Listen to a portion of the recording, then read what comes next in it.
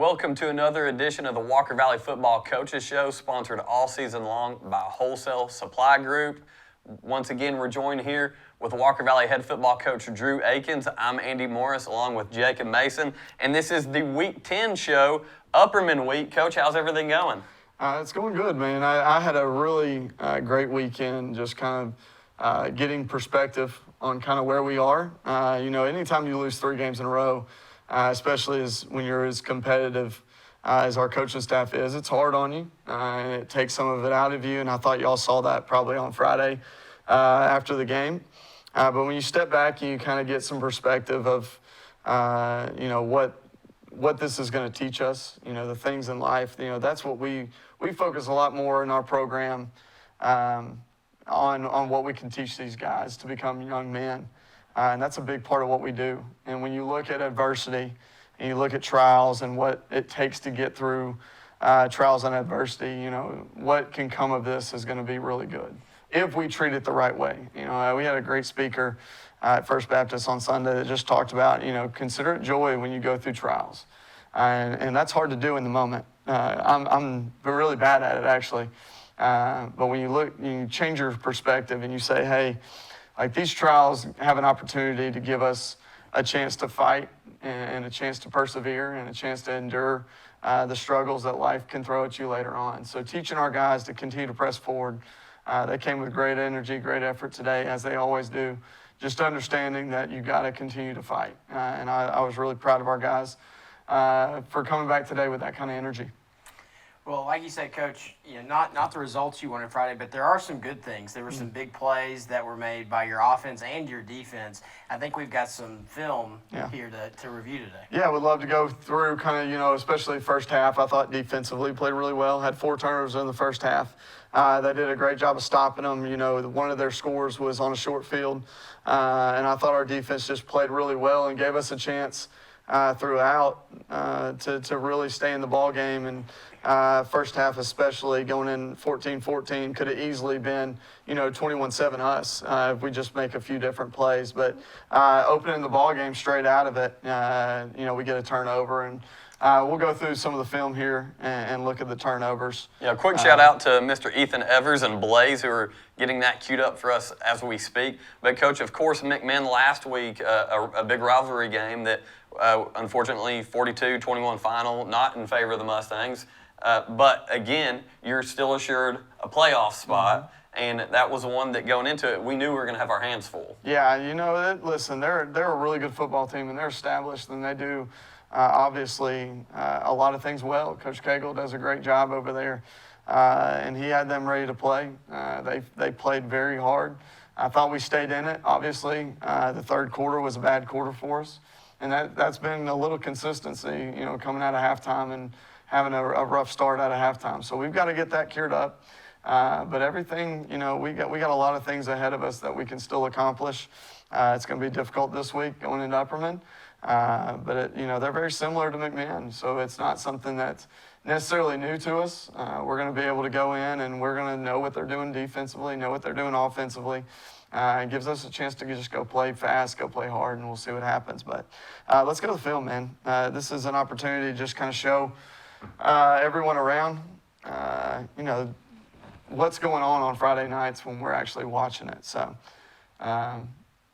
starting out the game, this is the very first play of the game, first offensive defense play of the game. I'll let it run from the sideline view just real quick so you can see kind of what is going on within that. So what you're going to see here is you're going to see a counter play. And the counter play is you're getting back block, 3 down blocks. That's going to come from that direction. Pulling guard is going to come and try to kick Miles' man out, and then the tackle is going to actually wrap around to the front side backer. Our safety right here does a really good job of fitting run. That's something we ask our safeties to do a lot, is to come down and fit run as they go through this. So this is an opportunity for them to go do that, and Spencer does a great job of coming and fit and run, making the tackle. But after he makes the tackle, you'll be able to see, if we can get this playing, that we were able to see that Spencer comes down and is able to, let's see. Well, Ethan, I can't get it off to play mode for some reason. Little technical difficulties trying the new stuff, guys. That's what happens when you try to go high tech like we do here in Walker Valley, especially when you're getting a feel for it. But as they get that figured out, once again, the final 42-21 against the McMinn Region game last week, and this, of course, is Upperman week. And Coach, you talked about the first half, 14-14 going in the halftime. But as Jacob and I said on air, it was a very chaotic first half. Yeah, dude, there's a lot going on. When you go back and look at it and you kind of see all the things that transpired in the first half with turnovers and, offensively, they gave us the ball on our side of the field several times. We just didn't seem to take advantage of that. I think that was really something, when you look at it, was something that was very difficult for us to take advantage of. And that's kind of frustrating because when you get the ball on your side of the field and you don't score, it's obviously discouraging. It's discouraging to the defense that gave you the ball on that side. That was something that we preached to our defense. Hey, let's get back into getting the ball back, playing fast. And I thought we did that defensively. I really did. When you look at what was able to get done in the first half with 4 turnovers, giving us the ball on our side of the field, our side of the 50 several times. And both teams had opportunities, I feel like, in the first half to kind of run away with the game due to the turnovers. And personally, in the radio booth, Jacob and I said, really, it being 14-14 at half is pretty much how it should be with the mistakes that were made on both sides. Yeah, I do wish I wish we would have hit. We got the ball down inside. I think we caused a turnover. Hey, Ethan, I think I got this back up. Let's see if we can roll with the footage because I want to show some things here, what we did defensively that really kind of helped us get in this game. So this is his first play of the game that I was talking about. And what you see here is Spencer. I really want to show this from the butt shot. So as we go through this, again, you're going to get a simple counter play. The center's going to drop back, go back on the 5. Guard's going to come down to the back, to the nose guard, and this is going to go here. You're going to get a pull kick, pull wrap, and the quarterback's going to run the ball in that direction. So when you see this, you'll see that they're able to cross motion, and you see that gap right there. And this is where our safety's coming in to fit is really big, because that's a safety coming down to make this tackle. Well, if you don't have that safety, you can see there's not a whole lot left here to be able to make this tackle. So if Spencer doesn't come down and make this play, this kid runs a long way. Well, not only did he make the play, but he also caused the fumble, and we're able to jump on top of it. So this is the first instance our defense was able to give us the football. Something I just want to speak on just quickly. Aiden Gibson's punts have just been unbelievable this year. He had a big dime. He had 2 punts over 50 yards, had 3 down inside the 10. This is one of the first ones down inside the 10. You see great angle kick. It rolls down and rolls all the way down to the 1 or 2 yard line. So really impressed with what Gibby's done this year, being able to pin them deep. And it just makes it hard on offenses to be consistent for that long of a drive. So I wanted to throw a shout out to Gibby on that. He did a great job. Coming in, again, this is right off that drive. They were able to make some plays coming out of that. I thought defensively, we did a good job bowing our necks here. And you see right here, I believe we get the turnover and are able to, Gio Angeles played a great game the other night at corner for us. What makes Gio special, especially at corner, is his willingness to go do this. Again, you see that's a secondary kid. We talked about Spencer, the first one. This is Gio at corner, driving on a bubble. When you're able to drive on a bubble and cause a fumble like this, Jackson Gibson running to the football, that's an awesome play. Again, by our secondary causing a turnover, and that's a big deal to what we're trying to get done. So another turnover, get the ball inside the 30 again. Again, offensively, we just weren't able to capitalize off that, and that's frustrating. But it's one of those things that's kind of part of the game. You got to learn how to fight through those. So later on, second half, we did get a little momentum here. This is right after they had scored. They had made it 14-0. And I remember coming down the sideline just saying, hey, guys, like, this is a big drive. If we don't get it in here, we got some issues. So we come right back to a play that you saw us run early. Again, this is a simple little play action play. So what's going to happen is they're using their safeties very similar to how we're using our safeties. So they're saying, hey, safeties, we need you to get involved in the run game. So if you watch this, we give a run fake to the field side, and that causes this safety to step down into cover or into the run box. Okay, so they're trying to add a hat to the box with their safeties. So we're trying to use that against them by faking the run, knowing that we're just running a play action pass. So you'll see the block, down blocks, very similar to play that they just ran that we caused the fumble on. It's just a simple power scheme that we're using. Kyler's going to go into the flat. The safety's going to come down and cover him. And then we have a post behind that with Gibby. And you'll see that Gibby's the player we hit here based on that motion. So this is a pretty cool little play design where we get that safety down because of the run. Opening up that post, And it opens absolutely. up the post right behind him. So this is a little scheme thing. I thought we did a good job scheming this early on. We knew if we got run fake here that we were going to get him down into the box. And if you're able to get him down in the box, you can see the space that it opens up Pulling behind him into that play action. Exactly. Absolutely. So really good play design by our offensive staff and really good execution here. You're going to see this later on too, where we go with a very similar play design. But really good job by Gibby making that play. Listen, we're going to talk about this later too, coming out. Also, this is fourth down, same drive, right? So this is the same drive where we're really needing to score here. I want you to first off watch the protection here. We do a great job in protection, making sure that we get these four guys blocked. One of our better protections of the night. Ryan does a good job of stepping up. All we're doing here is running a simple post pattern. Typically, we're running smash, which goes this direction. So off this, when the safety plays as wide as he is, you can see that he's all the way out on top of the hash. When he does that, we just fake the smash and throw a post off of that. And you can see the middle of the field, the backside safety shouldn't get involved because we run smash backside of that too. So we're able to open up the middle of the field with this kind of play. And Cade does a great job. First of all, so thankful to have Cade back. He was back off a hip injury, played limited reps the other night, but played enough to where we could get some plays in. But you see he runs that post route, able to flatten it out, get a good ball to him, maybe a little late, but able to hit him right in the chest. And you can see that Cade makes that play on fourth down. That's a big-time play. What I want you to see, though, is this protection. Our protection is locked here, and you got a four-man slide for the other three guys. So you can't see, but there's a defensive lineman sitting right there that we're going to have to pick up on that as well. Okay, so when you see this, you should see a nice little slide here. And Alex Smith does a great job.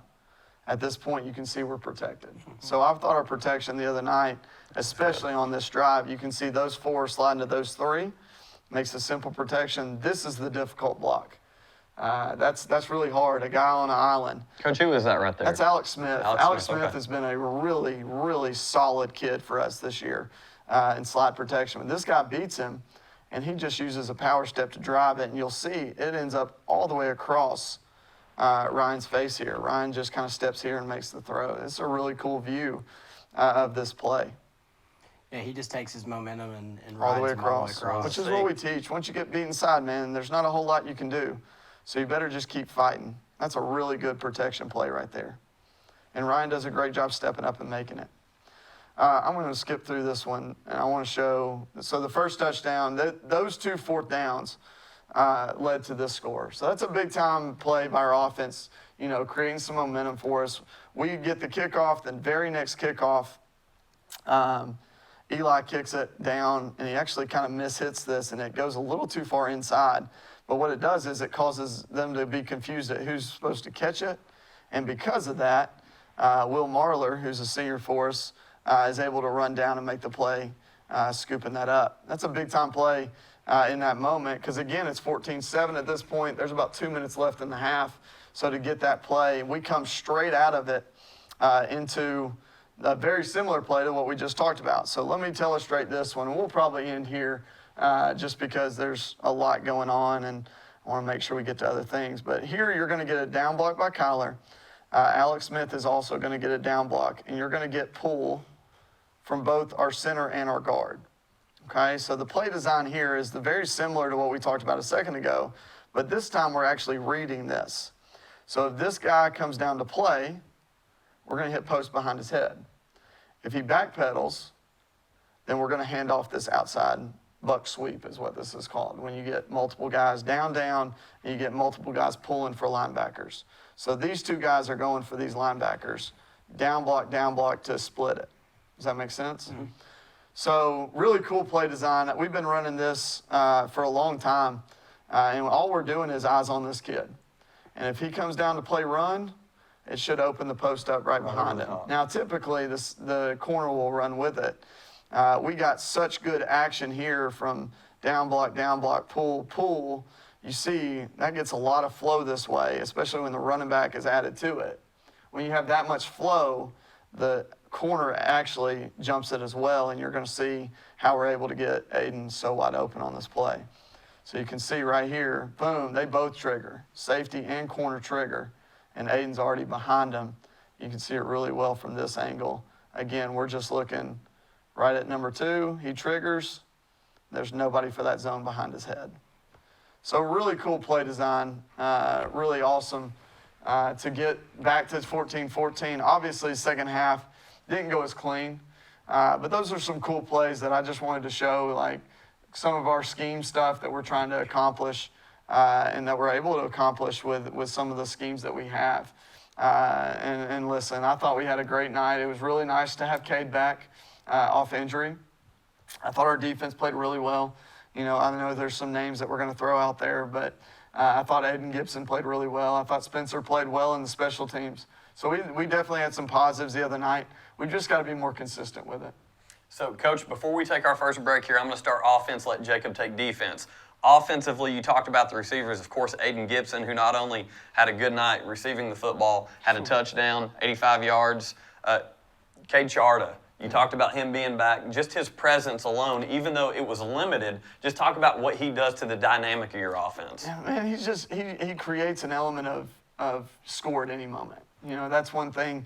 It was very unfortunate that rain came when it did, because he also had the drop that led to the interception. But, you know, he came back and made that fourth down play, kind of atoning for that. He's our snowball effect. You know, we talk a lot about, hey, when we get good things going good, it typically snowballs. Well, this year has been the start of our snowball. And you kind of saw that on Friday night again with him able to go make that post catch. And then we go score off that. So just an element of speed and playmaking ability out of Cade. And he's going to work himself back in to be more and more involved and back to where he was, you know, Carter week when he went down. So defensively, had a couple guys have some big nights. Miles Mann, I think we said seven tackles, 5 solos, 2 assists, correct? It was actually 7 solo, 2 assists. He had 5 tackles for loss. That was the number. So the tackles for loss is what really sticks out. You know, Coach Harvey challenged Miles and Judah before the game. I think Judah's another one that you were going to mention. Mm-hmm. He challenged them, hey, what are y'all two going to do? You know, in the absence of Eli, what are y'all two going to do to make us be successful tonight? I thought both of them really stepped up. Obviously, Miles with the 7 tackles, 2 assists, 5 tackles for loss, and a sack. I mean, that's a big-time night by anybody. But for him to be able to do that is really impressive. And I thought Judah had a great night. You know, 11 solo, 4 assists, 1 tackle for a loss, and it looks like he ended the night with 15 total tackles. Yeah, you know, we challenged those two to be leaders on our defense in the absence of Eli, and I thought they both really played well. I thought Gio played well. And as you said during the film study there, Spencer Jackson had a key role from the safety position as well. I think he had 7 tackles maybe, and obviously the forced fumble. So he just finds a way to be around the ball. He does. He has a nose for the ball, and we let him kind of play. You know, we don't overcoach him. He's got such a nose for the ball, that he's able to make those plays. And that even goes over to the special team side of the ball, where Spencer had 177 total yards, 21 punt return yards, 156 kickoff return yards. So Spencer Jackson, of course, making his impact felt in the McMinn game. Hopefully we can have more of the same this week against Upperman. And also had the onside kick recovery too. That's right. Which was a beautiful onside kick, one of the better plays of the night, especially the second half. It's good to practice those things, and that's why I told the referee on our sideline. I said, obviously we're not going to win this, but it's a nice opportunity to practice it, and for us to have that under our belt's pretty cool. Absolutely. So, Coach, before we take our first break, injury report. We talked about Cade coming back, getting limited action last week against the McMinn. This week, where does he stand as well as the rest of the Mustangs? Yeah, I think you'll see Cade work himself back in. He's still going to be non-contact. When you're coming off a fractured hip, that's something that we got to protect him in practice. But we're going to put a red jersey on him and make sure nobody hits him, but we're going to let him go through all the drills. And I think you'll see him increase reps, Friday night reps coming in this week. Eli's obviously a big one that we have an opportunity to get back. Hopefully, it's possible this week. It's really more probable next week, but it's possible this week. We got a doctor's visit that they're going to go to that we'll see what they say. Obviously we had a couple season-ending ones. I think Bryson Farley's one that we're missing, just being able to rotate guys. I think we played upwards to 60 snaps the other night, and our offensive line played every one of them. All five played every snap. So that's tough on the offensive line when you're not rotating at all. But hopefully, Bryson had surgery, and he's going to start rehab as soon as the swelling goes down. Larkin Lewis is another one, a receiver for us that we're looking forward to getting back whenever he gets healthy.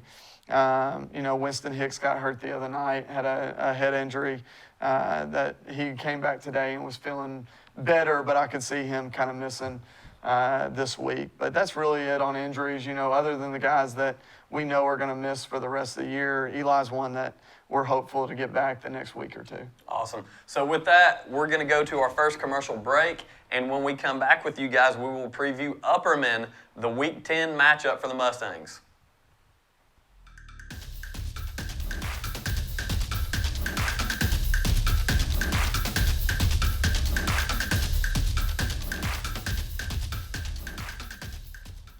Welcome back to the Walker Valley Football Coaches Show with Walker Valley head football coach Drew Akins. I'm Andy Morris along with Jacob Mason, and it is Week 10 Upperman Week. Coach Akins, what can you tell us about Upperman? Of course, we know they're 7-1 on the year. Sound like they're a pretty tough group of guys. Yeah, they're a really good football team, man.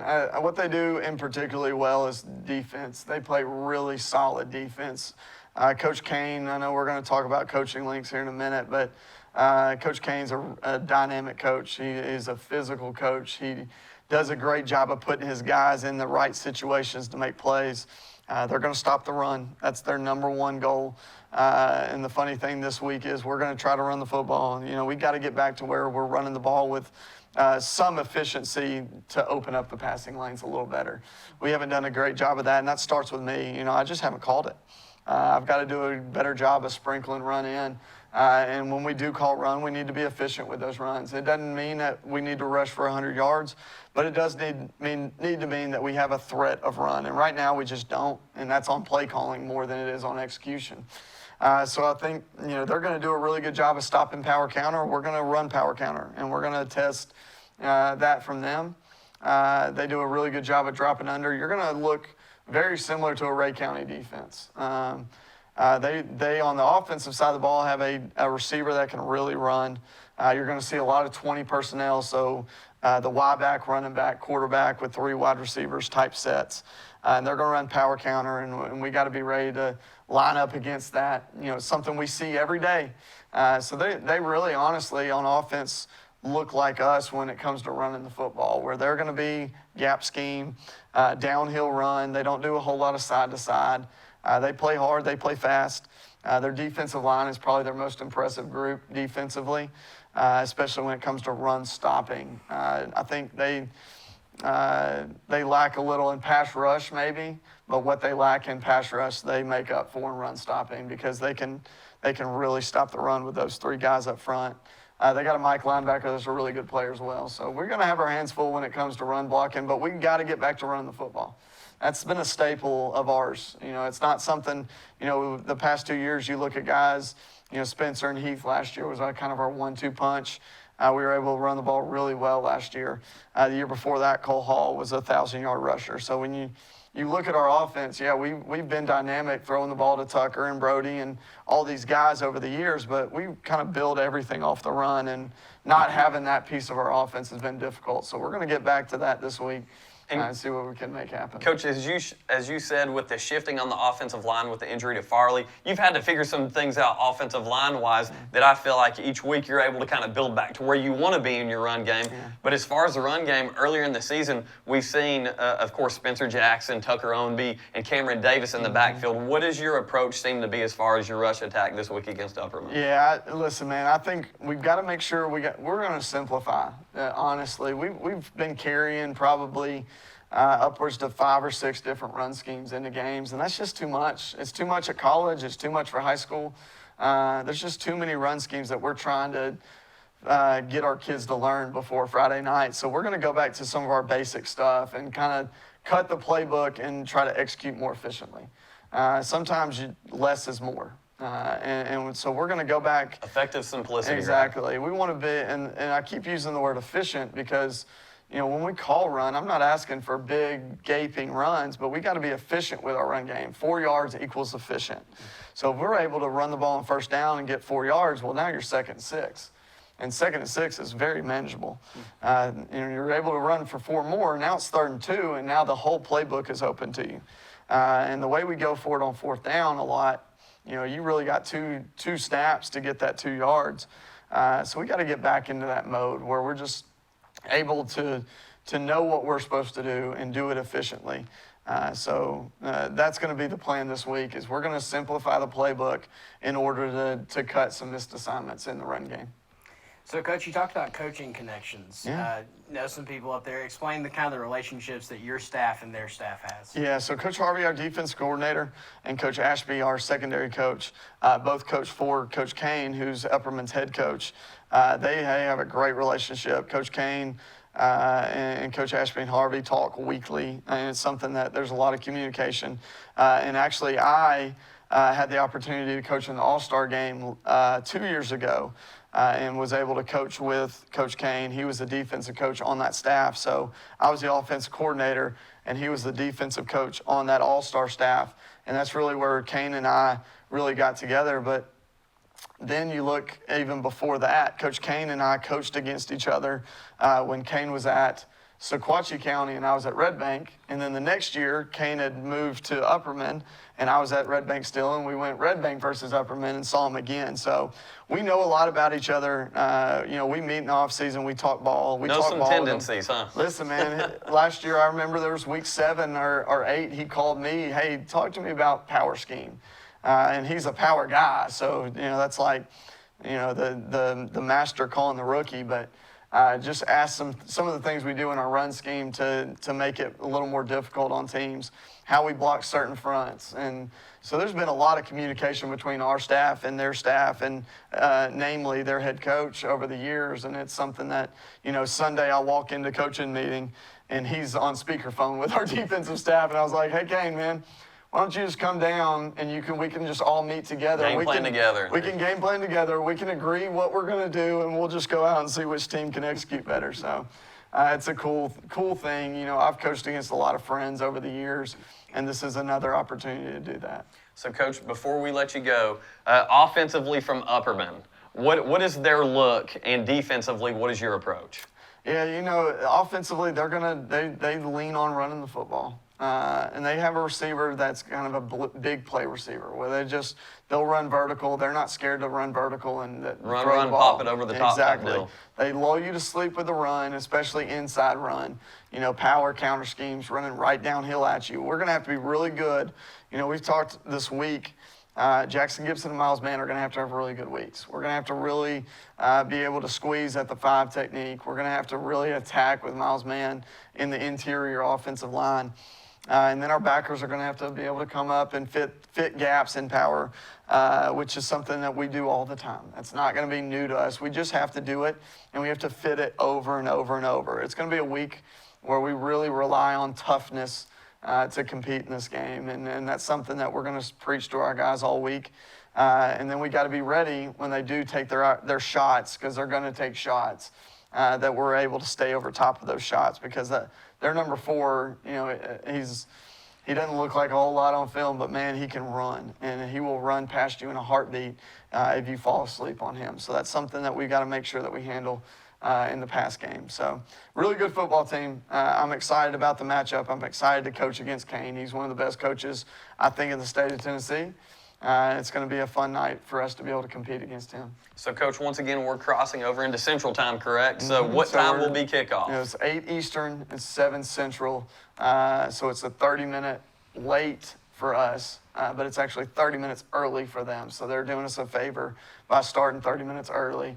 That way we're able to get back on the road after the game quicker. Awesome. So you heard it from Coach Akins right there. 8 p.m. Eastern kickoff. You will be able to catch myself, Andy Morris, along with Jacob Mason on Sports 99.1 for the call. We will get there a little bit early to give you a pregame show, previewing Upperman a little bit more as we're able to dive in and study up on those guys ourselves. So once again, with Coach Drew Akins, I'm Andy Morris. Jacob Mason. Catch us 8 p.m. Eastern on Sports 99.1 for this week's matchup against Upperman.